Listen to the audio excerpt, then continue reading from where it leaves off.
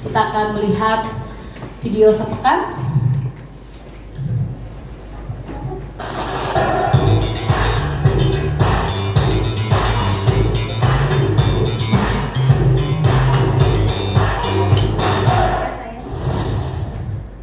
Shalom Jemaat Tuhan. Komsel hari Jumat 17 November bertempat di rumah keluarga Pak Henry. Mari bergabung dalam Komsel untuk bersama-sama saling memperkuat iman kita. Ibadah Raya Minggu 19 November dilayani oleh Bapak Gembala Pendeta Junian Naibaho. Mari ajak keluarga, kerabat dan teman Anda supaya semakin banyak jiwa mengalami kuasa Allah. Dan juga diadakan sekolah minggu pada pukul 10. Ibadah perayaan malam Natal diadakan pada hari Minggu 24 Desember pukul 19. Saudara dapat segera mendaftar untuk pendataan jumlah kursi dan konsumsi. Mari bersatu dalam iman dan bersihkan diri kita dari dosa-dosa dan menjadi lahir baru dengan menerima baptisan. Bagi jemaat yang belum dan ingin dibaptis, saudara dapat menghubungi sekretariat pastoral. GBI Life tidak mengedarkan kantong persembahan. Bagi Bapak Ibu yang diberkati Tuhan, dapat menabur dalam bentuk uang melalui kotak di bawah sesudah ibadah, ataupun transfer ke rekening gereja. Saudara dapat mengikuti media sosial kami. Demikianlah informasi kegiatan gereja selama sepekan. Tuhan Yesus memberkati.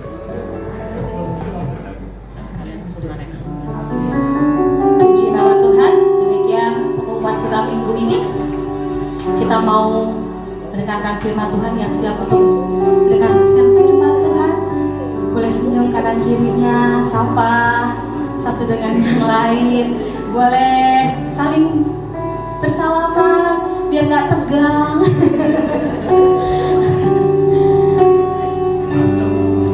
Kita mau bersama dulu sejenak.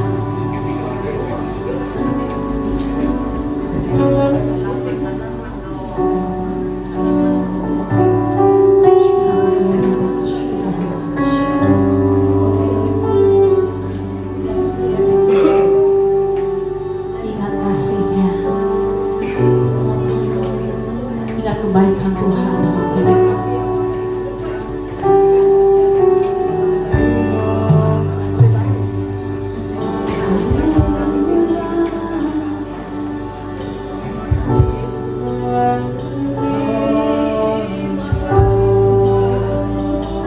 Mazmur 63 berkata, Ya Allah, Engkaulah Allahku, aku mencari Engkau. Jiwaku haus kepadamu, tubuhku rindu kepadamu, seperti tanah yang kering dan tandus, tiada berair.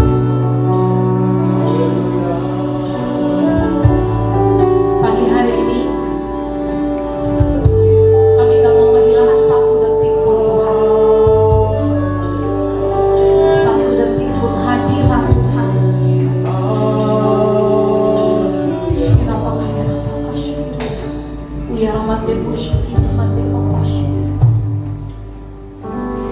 Kami rindu Tuhan, kami rindu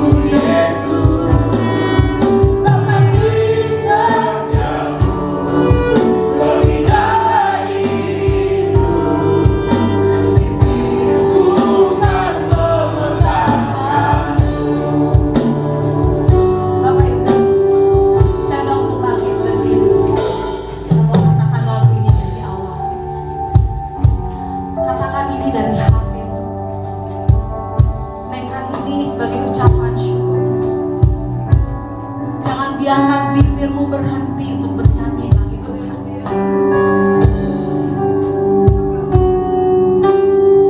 Sama-sama katakan, ya Engkaulah hidupku. Yes. Jiwaku haus kepadamu Seperti tanah seperti tanah kering yang tiada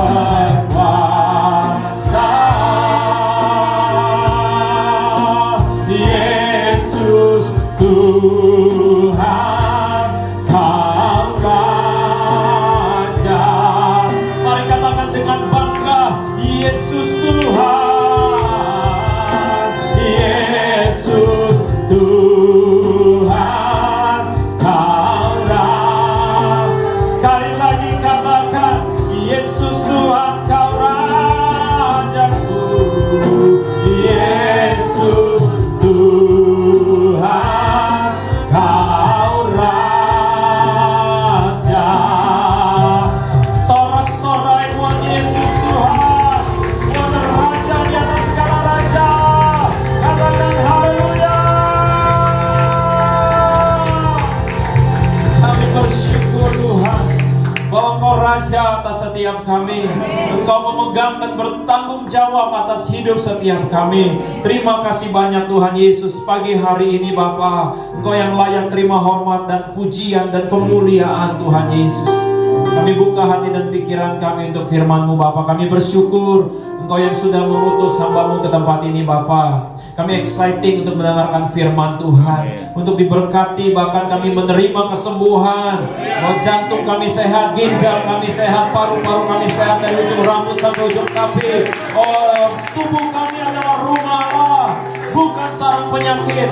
Kami bersyukur Tuhan Yesus. Kami bersyukur karenanya. Di dalam nama Yesus, kita yang siap dengar firman Tuhan sama-sama katakan haleluya. Silakan duduk saudara. Sebelum dengar firman Tuhan, saya mau perkenalkan dulu saudara siapa yang akan share firman Tuhan pagi hari ini buat kita. Saudara, hambanya pendeta Chris itu hadir, saudara, dari Lampung, saudara ya. Dan saya mengenal beliau pada zaman COVID sebetulnya ya. Zaman COVID itu tahu-tahu saya dapat pesan beliau itu mengenal saya, kira-kira bisa sharing tentang hal yang berbau tentang penjualan, tentang sales ya. Jadi beliau saat itu tujuannya adalah supaya membekali jemaatnya di tengah COVID tetap bisa produktif ya, untuk jualan ya, jualan banyak macam ya waktu COVID ya saudara ya. Dan waktu itu lewat Zoom ya, lewat Zoom. Lalu habis itu kita sempat ketemuan, lari pagi bareng ya. Lari pagi bareng, habis itu udah cuma WA-WAan. Saya minta waktu beliau untuk bisa sharing di tempat kita saudara. Beliau nanti lebih jelasnya beliau nanti share beliau bagaimana apa yang dikerjakan. Tapi saya yakin kalau tentang keluarga, istrinya satu dan akan terus satu saudara ya. Dan nanti biar beliau cerita sendiri, saya cuma kasih gambaran aja bagaimana beliau kita ketemu, kita kenalan, dan saya minta waktu beliau untuk share juga firman Tuhan di tempat ini saudara. Sebelum udah lama, tahu-tahu di pertengahan minggu kemarin beliau share bahwa beliau akan ada di Jakarta dan bisa sharing di kita. Langsung saya bilang, wah oke, langsung deh saya bilang ya. Harusnya kan jadwal khotbah saya memang hari Minggu ini kan. Jadi saya pikir karena bukan orang lain yang khotbah, jadi saya bisa langsung switch ya. Tadi juga saya share ke Pak Kris ya, di sini juga ada loh jemaat kita orang Lampung ya. Kebetulan datang juga Cieli di sini ya. Ini yang punya Lampung nih Cieli ya, Pak Kris nih ya kan. Jadi kita semua exciting, saudara exciting dengan firman Tuhan. Haleluya, boleh kita sambut pendeta Kris, kita bangkit berdiri, kasih tepuk tangan yang paling meriah. Haleluya.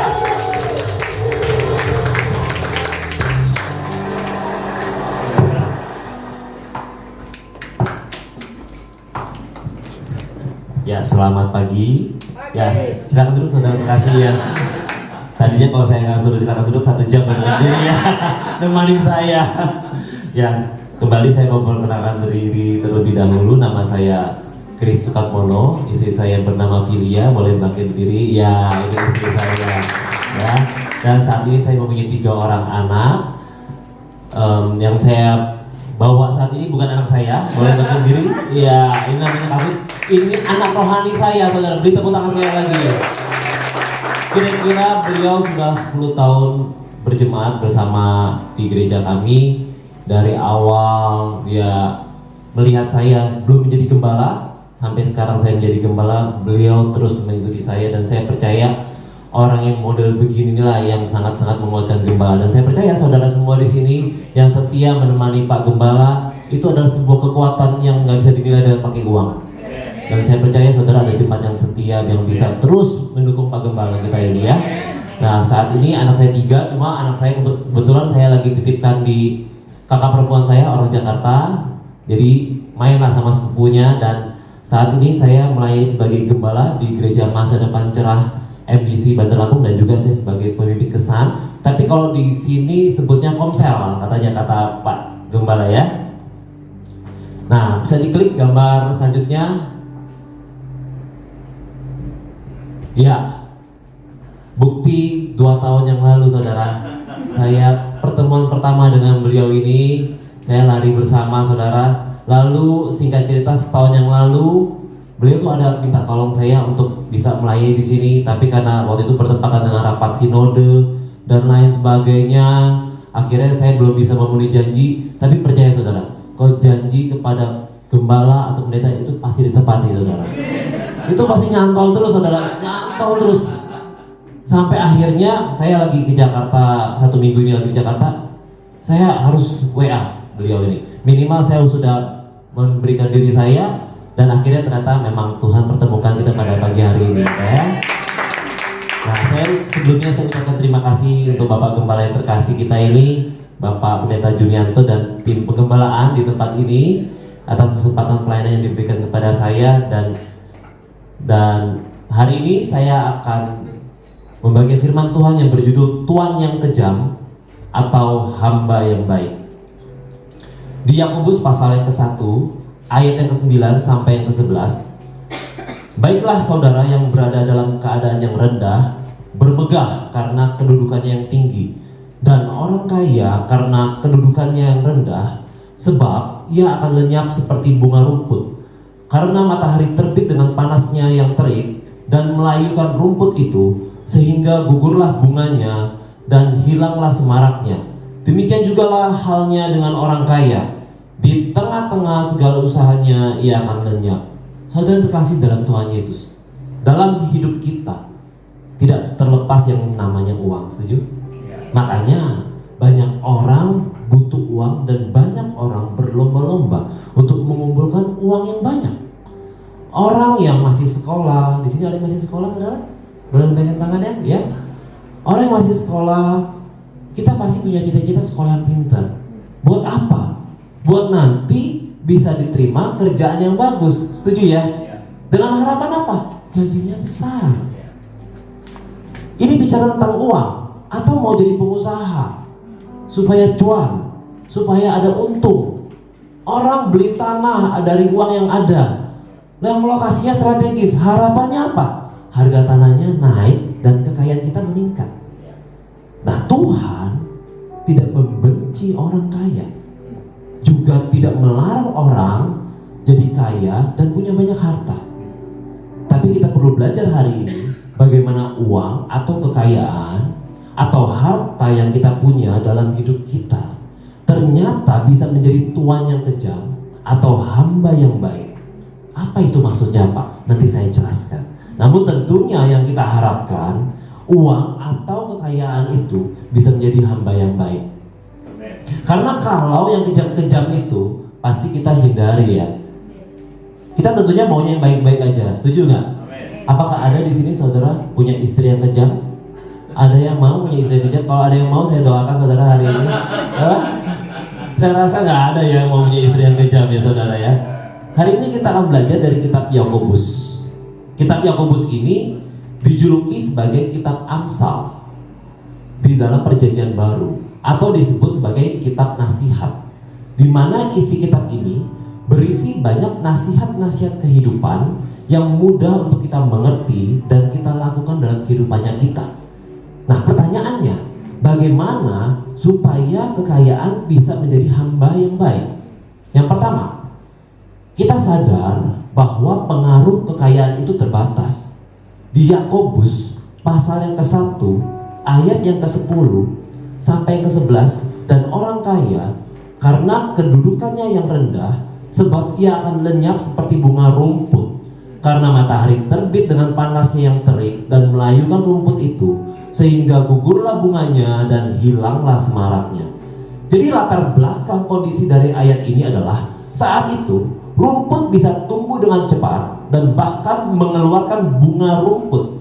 Tetapi ini terjadi tidak bertahan lama, saudara.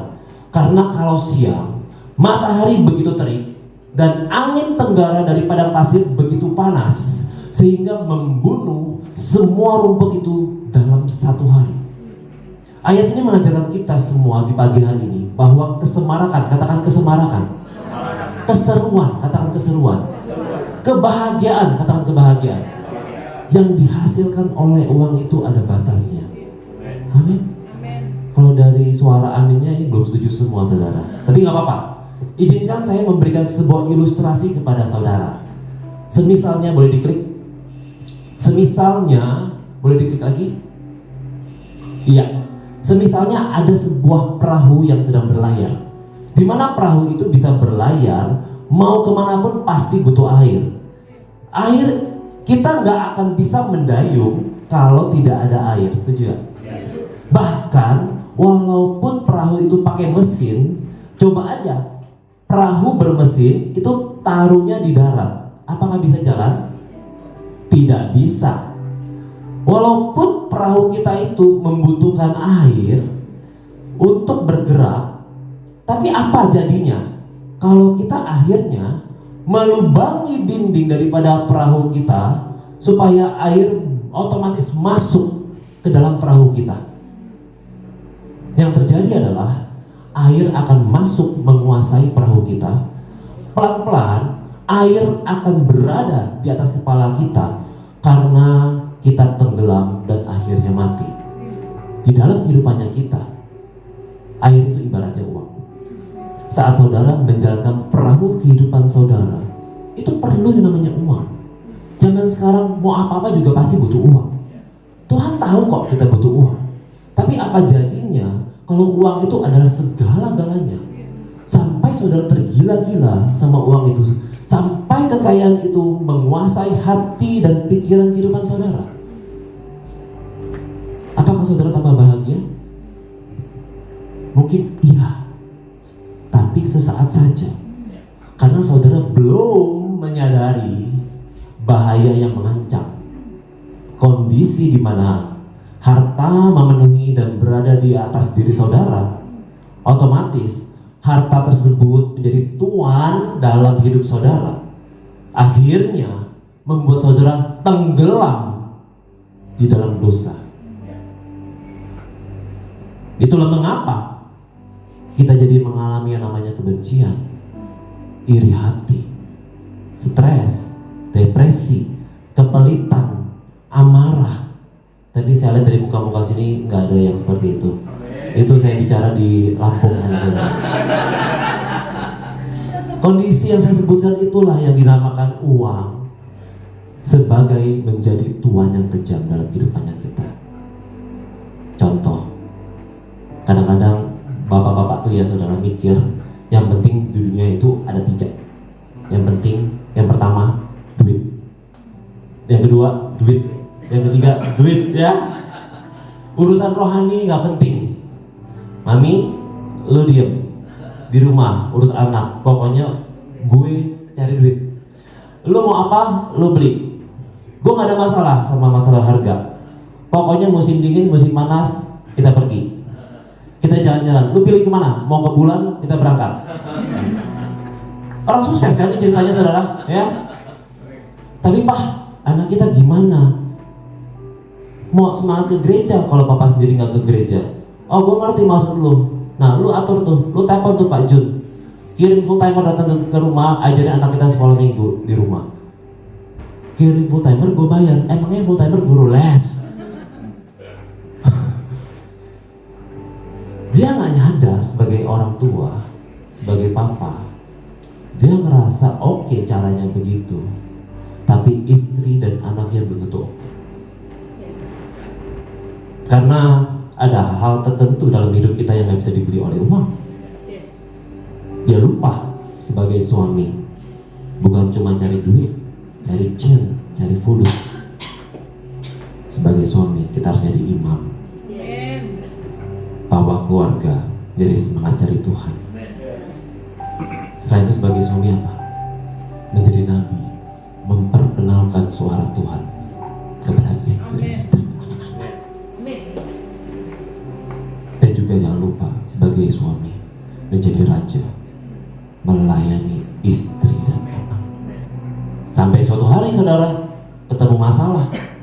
Suatu saat bapaknya udah tua ya, anaknya gantian ngomong sama bapaknya, aduh beh, sorry beh. Ngomongnya, babe, kenapa? Gak pernah di sekolah minggu di sini.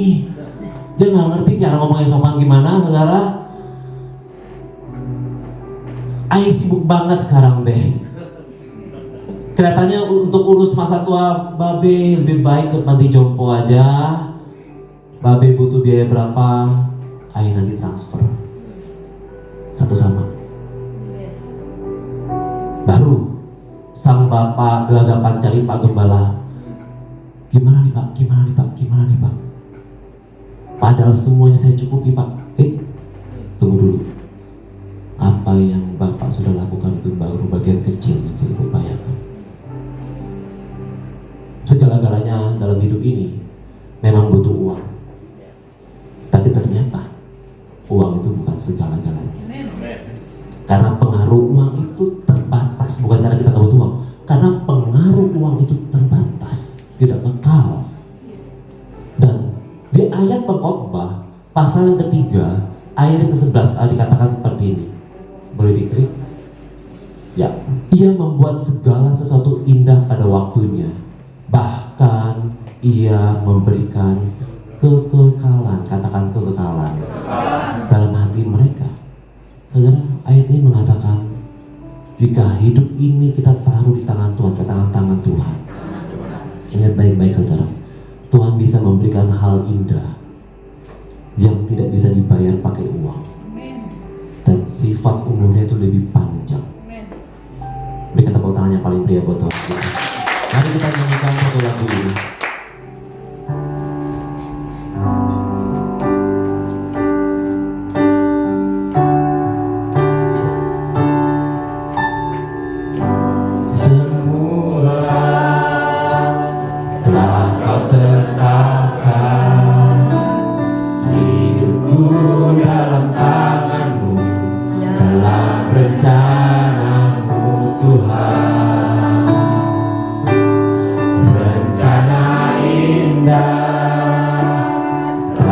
Siapkan bagi masa depanku yang penuh harapan. Semua baik, apa yang telah kau berbuat di dalam hidupku.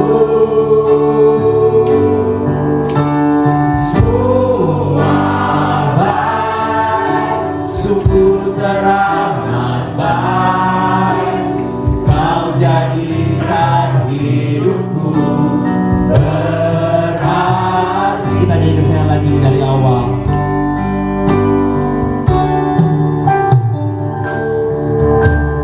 Dari semula, ingat saudara,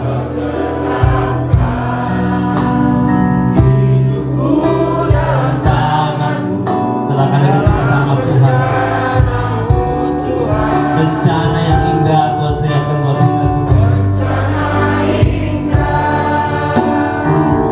Kau siapkan bagi masa depanku yang penuh harapan.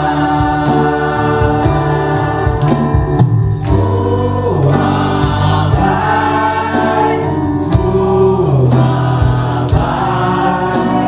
apa yang kau perbuat di dalam hidupku. Semua baik, sungguh teramat baik, kau jadikan hidupku berarti. Kalau saudara hari ini tahu di dalam Tuhan ada sesuatu yang dunia tidak bisa sediakan dan manfaatnya bersifat jangka panjang yang Tuhan berikan. Artinya saudara, setuju gak? Hal inilah yang harusnya wajib kita kejar. Hidup saudara harus mau terbuka sehingga bisa mengalami apa yang Tuhan janjikan buat hidup saudara. Saya pernah ngobrol sama pebisnis. Dia bilang, sorry ya Pak, saya nggak bisa ikut komsel. Soalnya kerjaan kantor saya belum bisa ditinggal. Saya ada bilang balik sama dia, tentunya sambil candaan saudara. Pak, harusnya kalau sudah pebisnis, malah paling mudah bisa ikut komsel. Kan Bapak yang atur waktunya. Kepala bank mau ketemu Bapak tinggal geser aja kalau memang di jam itu ada waktunya Bapak komsel. Kata-kata nggak punya waktu itu, saudara. Dengan kata lain dia mau bilang bahwa hal itu belum penting buat saya.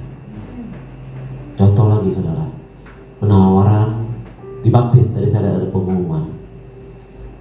Belum maulah saya. Kamu mau nunggu apa lagi? Yuk baptis ya. Sampai 3 tahun, 5 tahun udah ikut Tuhan tapi belum mau dibaptis. Aduh Pak, belum siap. Saya ada ketemu orang model begitu saudara. Di sini nggak ada, sini saudara ya. Sudah lebih dari 5 tahun ikut Tuhan, dibaptis aja masih galau. Nggak tahu masih galau apa. Nah Pak, tolong bantu ya Pak ya, mimpin komsel ya. Aduh Pak, jangan Pak, belum siap Pak. Mimpin komsel aja belum siap. Kira-kira kalau mau dijemput Tuhan siap nggak ya? Kalau nggak siap-siap dari sekarang, mau kapan siapnya saudara? Terus Tuhan bilang begini, aku mau kasih kamu berkat 2 triliun. Kira-kira apa respon saudara? Belum siap Tuhan. Ada yang bisa ngomong belum siap saudara? Nah, mungkin nggak bilang nggak siap. Kalau Tuhan mau kasih berkat 2 triliun, pasti ngomong terima kasih Tuhan. Itu berkat saya Tuhan.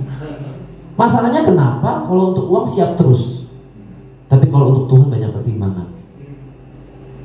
Ada yang ngeluh, gue udah ikut tuh 10 pertemuan kelas pemuritannya GBI Live, tapi apa hasilnya? Kerjaan gue gini-gini aja bro.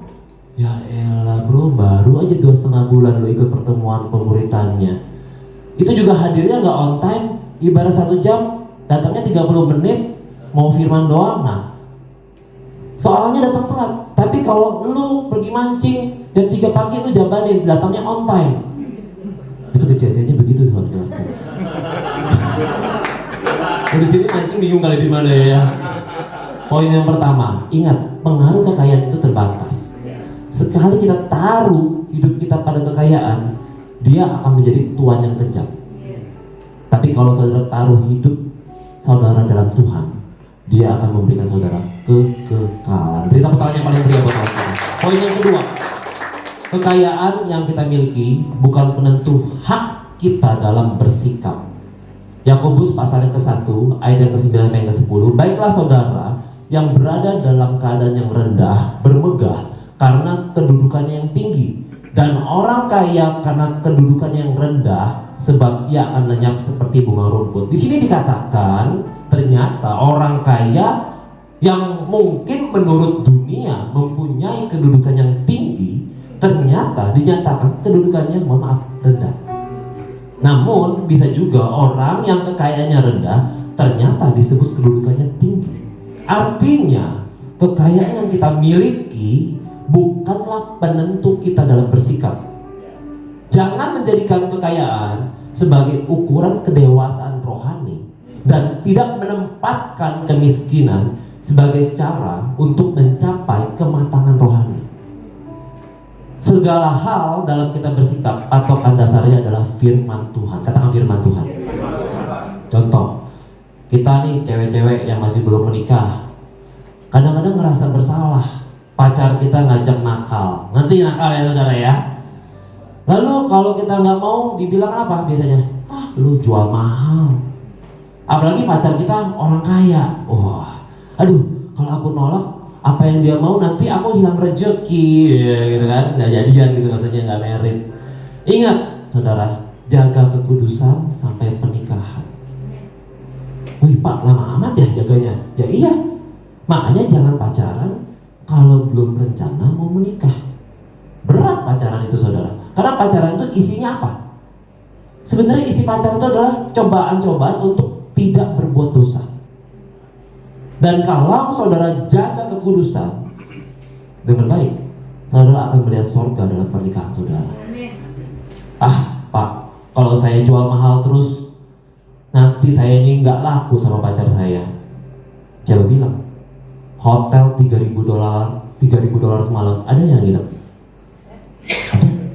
Mobil 5 miliar rupiah, ada nggak yang beli? Tas seharga rumah, ada nggak yang pakai? Ada. Saudara dengar baik, justru yang mahal-mahal itu dicari sama orang yang punya kelas. Mungkin pacar saudara anak orang kaya, tapi kalau dia ngajak pacarnya yang gak benar, artinya, mohon maaf, dia gak berkelas. Orang yang punya kelas akan selalu mencari barang yang limited edition. Pokoknya orang mau cari mantu, saya percaya di sini nyarinya kemana? GBI Live. Kenapa? Kelas semua anak muda. Nah, tepuk tangannya ini belum pede nih tepuk tangannya nih. Nah, mungkin saudara berpikir orang yang sulit dinasehati atau dibimbing adalah orang yang paling kaya, orang yang paling berkuasa. Ternyata enggak juga loh. Orang yang ekonominya lemah pun bisa juga sulit untuk dinasehati, sulit untuk dibimbing. Orang yang sudah sakit dinasehati juga susah.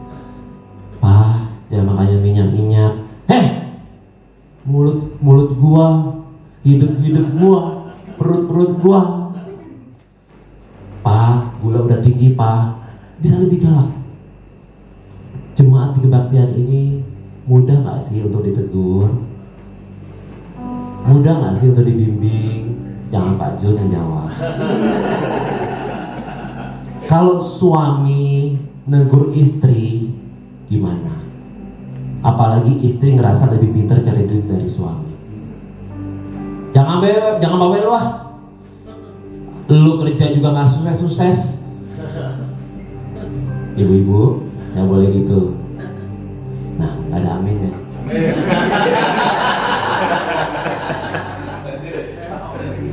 Kalau orang itu negur, berarti orang itu sayang sama kita.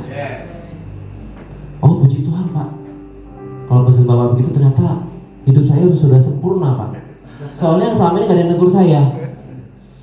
Iya, karena ibu nakutin. Jadi orang gak berani negur ibu. Serem. Daripada kita disemprot, mendingan kita gak negur. Nah, belajar nih. Kalau kita ditegur, jawabnya begini. Pertama, dengan senyuman. Yang kedua, habis itu kita ngomong thank you. Mau nggak kayak begitu? Ya, pertama, yuk lihat kanan kiri, kasih senyum dulu. Ya, senyum dulu ya. Habis itu bilang kanan kirinya thank you. Oke ya, saya hitung sampai 3. Habis itu ngomong thank you ke kanan kirinya. Oke? Yuk 1, 2, 3. Nah, kasih tepuk tangan dulu buat Tuhan kita. Kayak gitu kalau ditegur ya. Poin yang kedua, kekayaan yang kita miliki bukan penentu kita dalam bersikap. Mau orang kaya kek, mau orang nggak kaya kek, orang muda kek yang negur kita, yang kakak nggak kaya kalau kasih nasihat ke kita. Dan kalau itu sesuai firman, responnya siapa? Katakan siapa? Itu baru kita bisa keluar dari jebakan uang yang bersifat tuan yang kejam. Poin yang ketiga, bagaimana kita menggunakan kekayaan. Saya undang untuk Ibu WL bisa maju ke depan. Ya. Yakobus pasal yang ke-1 ayat yang ke-11. Karena matahari terbit dengan panasnya yang terik dan melayukan rumput itu, sehingga gugurlah bunganya dan hilanglah semaraknya, demikian jugalah halnya dengan orang kaya. Di tengah-tengah segala usahanya ia akan lenyap. Ayat ini tertulis di tengah-tengah. Artinya sewaktu-waktu kekayaan bisa lenyap. Antara kekayaan yang lenyap duluan karena prediksi kita meleset terhadap situasi ekonomi, atau kita yang sebagai manusia lenyap duluan. Artinya kita dipanggil duluan, di luar rencana kita. Minggu ini saya dikejutkan oleh meninggalnya teman kuliah saya, umur 43 tahun. Sebuah kondisi yang belum terbilang tua. Kalau uang menjadi hamba yang baik bagi saudara, selama saudara pegang kekayaan dan selama saudara masih hidup, seharusnya saudara menggunakannya untuk hal-hal yang bersifat kekal. Bukan sekedar untuk hal-hal yang bersifat sementara, seperti ayat tadi dikatakan, seperti rumput yang bertumbuh dengan cepat dan berbunga dengan semarak, tetapi juga segera layu oleh teriknya sinar matahari. Ada seorang pembimbing komsel di Lampung curhat kepada saya. Ada anggota komselnya yang dia susah sekali gantian untuk menyediakan makanan di komsel di tempat saya kesan. Padahal jelas-jelas ekonominya itu nggak susah. Mobil punya, anak di sekolah yang bagus, lumayan lah kalau udah di Bandar Lampung. Liburan bisa pergi keluar kota Lampung. Tapi kalau hadir di komsel, cuma datang dan tinggal makan doang. Malah kadang pulang komsel minta bungkus masuk tas bawa pulang.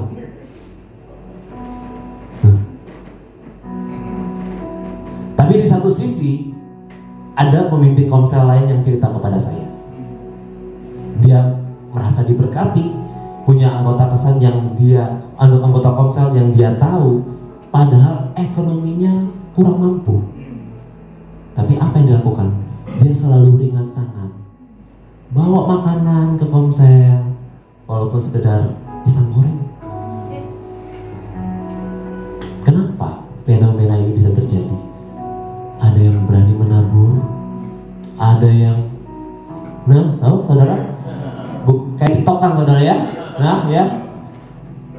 Karena orang itu yang begini, itu belum mengerti menggunakan kekayaannya untuk hal yang bersifat kekal. Ingat baik saudara, kekayaan saudara itu dinilai bukan berdasarkan berapa banyak yang saudara bisa perlihatkan kepada orang-orang di luar sana. Tapi kekayaan saudara itu dinilai berdasarkan berapa banyak manfaat yang saudara bisa berikan kepada orang sekitar saudara. Saya rindu orang di luar sana dengan kehadiran saudara bisa merasa diberkati. Gunakan kekayaan saudara untuk bersifat yang nilainya kekal. Itu artinya kalau saudara lakukan itu, saudara sudah menggunakan kekayaan saudara sebagai hamba yang baik. Mari kita bangkit berdiri dan kita nyanyi satu lagu ini, dimuliakan, ditinggikan. Dimuliakan,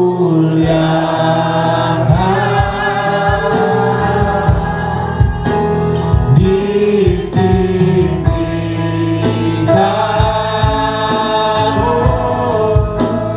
Yesus Tuhan. Haleluya.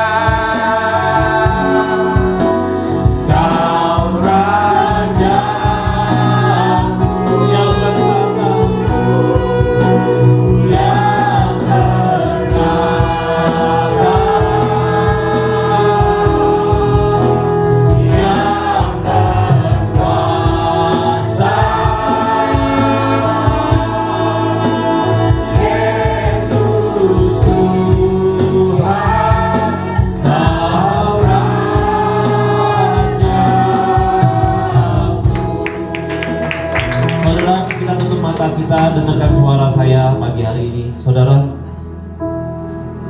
Tuhan tidak pernah bilang bahwa hidup tidak perlu pakai uang. Tuhan juga tidak membenci kalau kita punya kekayaan, kita punya harta, dan kita bisa menikmatinya. Tapi ingat baik-baik saudara, kekayaan yang kita punya, keseruan dari hasil semua kekayaan itu adalah sifatnya sementara. Dan ingat, ada batasnya. Uang itu punya kuasa.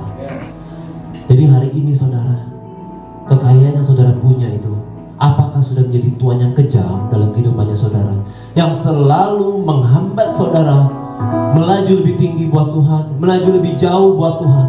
Atau kekayaan saudara selama ini sudah menjadi hamba yang baik, hidup saudara tidak diatur oleh kekayaan, bahkan kekayaan itu, apa yang saudara punya, bisa membuat saudara melangkah jauh lebih buat Tuhan, melangkah lebih tinggi buat Tuhan. Dan hari ini hamba-Mu berdoa Tuhan, Kiranya jemaat di tempat ini mampu untuk mengelola keuangan dengan baik, mengelola kepercayaan yang Tuhan berikan, bertanggung jawab, sehingga dengan demikian Tuhan akan menambahkan kepercayaan Tuhan kepada kami. Saya mau berdoa untuk setiap jemaat yang dalam pergumulan ekonomi, dalam persoalan keuangan, dan saat ini yang jemaat yang sedang mengalami sakit penyakit. Tuhan Yesus, pertolongan-Mu tetap sampai sekarang dan sampai selama-lamanya, dan Engkau bersedia memberkati kami anak-anak-Mu. Karena kami percaya Engkaulah tempat di mana kami menaruh pengharapan yang sejati. Tuhan, materai firman-Mu yang sudah disampaikan, biarlah materai ini bisa dipakai dan digunakan. Firman ini bisa dipakai dan digunakan untuk aplikasikan dalam kehidupan kami sehari-hari. Hanya di dalam nama Tuhan Yesus kami sudah berdoa dan mengucap syukur. Mari kita sama-sama katakan amin. Haleluya. Tetap bangkit berdiri saudara. Haleluya. Siapa yang diberkati boleh lambaikan tangannya. Haleluya. Boleh arahkan tangan saudara ke pendeta Kris. Kita berdoa sama-sama buat pendeta Kris. Kami bersyukur Tuhan Yesus buat firman Tuhan yang luar biasa, yang sangat memberkati setiap kami, yang mengingatkan setiap kami untuk menjadikan Yesus sebagai Tuhan dan menjadikan uang sebagai hamba. Kami bersyukur Tuhan Yesus buat kehadiran hamba-Mu di tengah-tengah kami. Kami mengarahkan tangan kami kepada beliau Bapa. Kiranya Bapa dalam nama Yesus Engkau yang terus menyertainya. Menyertainya bukan hanya dengan pelayanan, tapi pelayanan dengan kuasa, tanda dan mujizat. Memberkati juga usaha yang dia kerjakan, terutama memberkati istri dan ketiga anaknya dan seluruh jemaat yang digembalakannya Bapa. Biarlah lewat beliau Bapa banyak orang diberkati, banyak orang boleh melihat Yesus Kristus Tuhan di dalam kehidupannya. Dan Tuhan senantiasa juga berikan jaga kesehatan, perlindungan-Mu Tuhan atas seluruh keluarganya Bapa. Terima kasih Bapa, di dalam nama Yesus sama-sama katakan amin. Amin. Siapkan perjamuan kudus saudara. Yang belum terima saudara boleh minta ke saudara Kris. Haleluya, haleluya.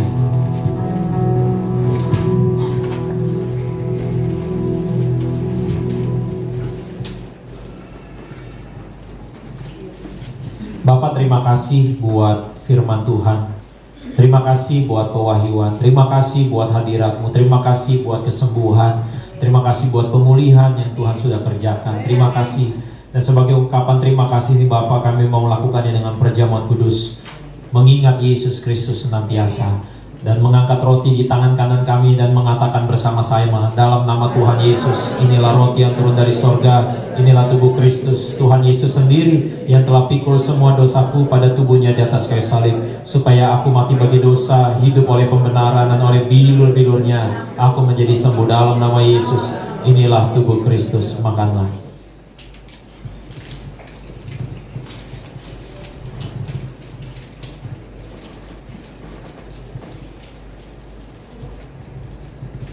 Terima kasih buat tubuh-Mu Tuhan Yesus. Dengan mengangkat anggur di tangan kanan kami mengatakan dalam nama Yesus, inilah darah Yesus, darah perjanjian yang baru dan kekal, yang berikan kami pengampunan, berikan kami penebusan atas segala dosa dan pelanggaran kami.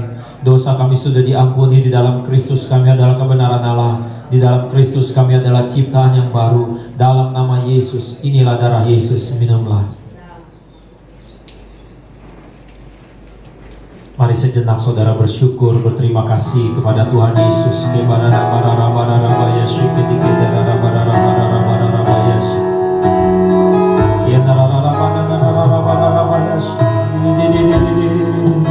kasih Yesus.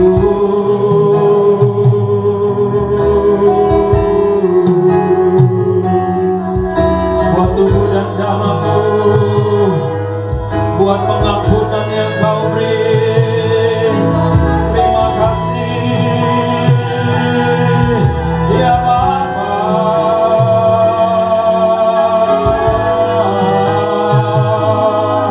Terima kasih Yesus.